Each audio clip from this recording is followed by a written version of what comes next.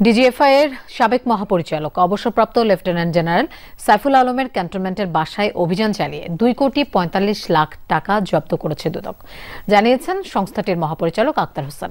ব্রিফিংয়ে তিনি বলেন, 27 ফেব্রুয়ারি সাইফুল আলমের বাসায় অভিযান চালায় দুদকের অনুসন্ধান দল। জব্দ করা অর্থ পাঠানো হয়েছে আদালতে।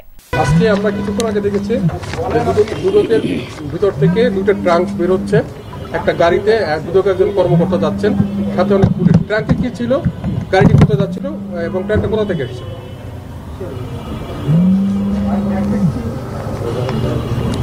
কঠিন প্রশ্ন, সহজ করে উত্তর দেন। আমাদের একটি অভিযোগ অনুসন্ধানাধীন ছিল। আপনারা জানেন, লেফটেন্যান্ট জেনারেল জনাব সাইফুল আলম বিরুদ্ধে একটি অভিযোগ অনুসন্ধানাধীন ছিল। সেই অভিযোগ অনুসন্ধানকালে তার ক্যান্টনমেন্টস্থ বাসায় অভিযানকালে গোপন সংবাদের ভিত্তিতে একটি অভিযান পরিচালনা করা হয়।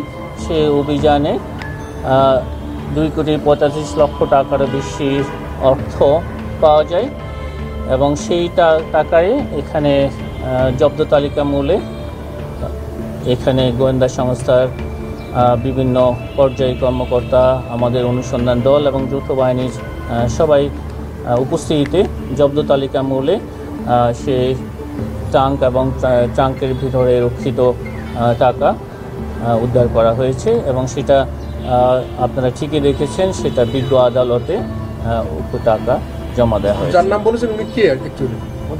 উনি লেফটেন্যান্ট জেনারেল সাইফুল আলম, সাবেক ডিজিএফআই প্রধান। আটক করানো মামলা